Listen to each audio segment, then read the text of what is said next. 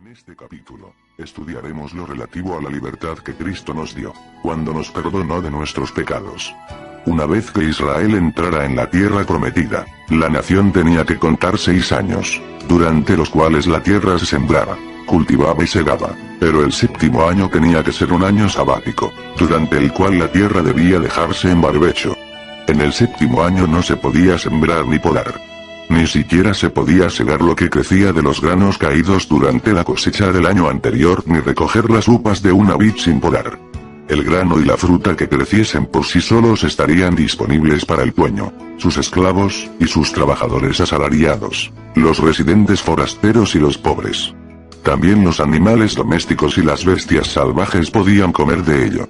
Ver Levítico 25, 2 al 7, Éxodo 23, 10 al 11. Había que contar 7 períodos de 7 años, o sea 7 por 7 igual a 49, y el año siguiente, el 50º, sería un año de jubileo.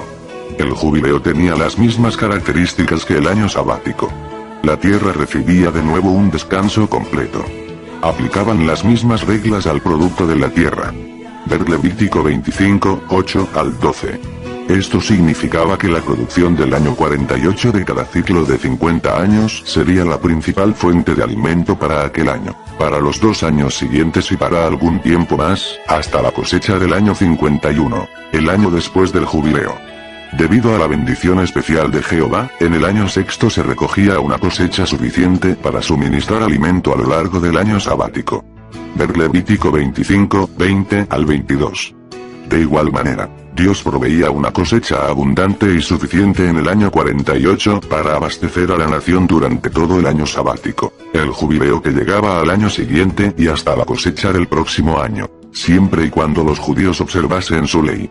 El jubileo era en cierto sentido un año completo de fiesta, un año de libertad. Su observancia demostraría la fe de Israel en su Dios Jehová, y sería un tiempo de acción de gracias y felicidad por sus provisiones. En el 10º día del 7º mes de Tisri, el día de expiación, se hacía sonar el cuerno, shofar, un cuerno curvo de animal, proclamando libertad por toda la tierra.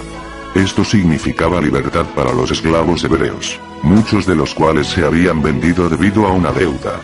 Tal liberación por lo general no llegaría hasta el 7º año de servidumbre. Leer Éxodo 21, 2. Pero el jubileo daba libertad incluso a los que todavía no habían servido 6 años.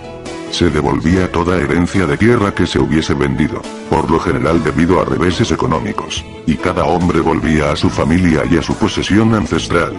Ninguna familia tenía por qué hundirse de forma permanente en la pobreza completa. Toda familia merecía honor y respeto.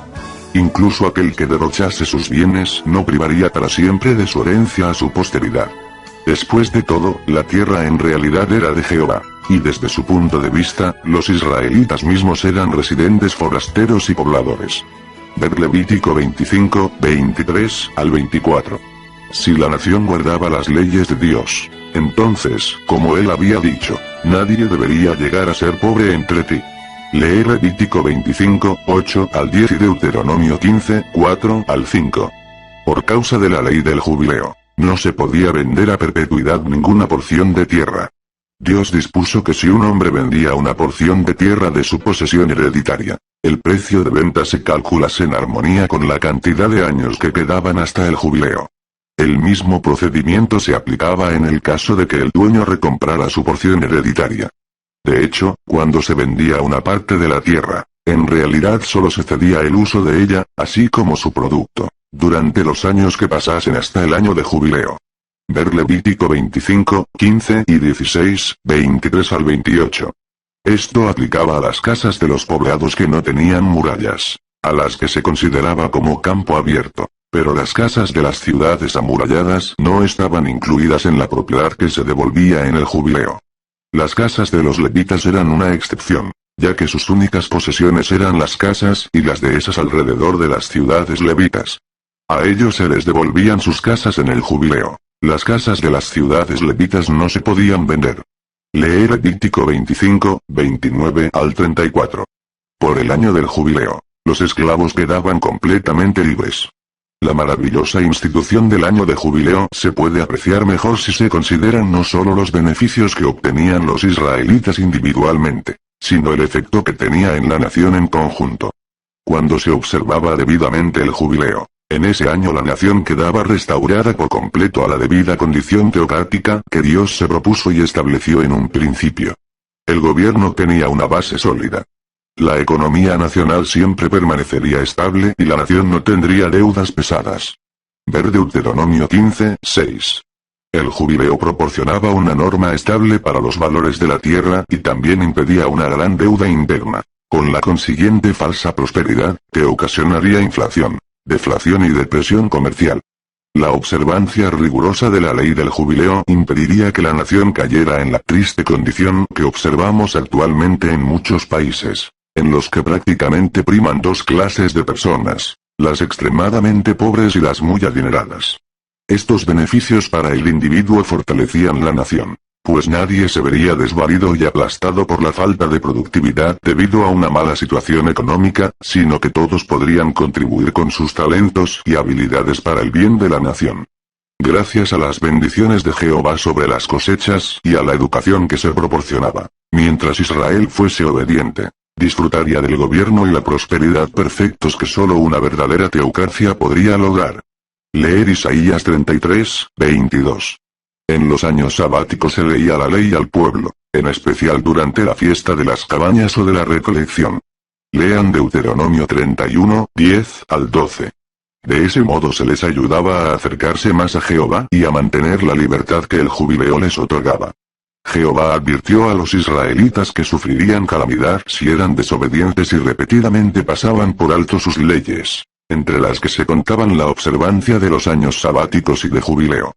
Leer Levítico 26:27-45.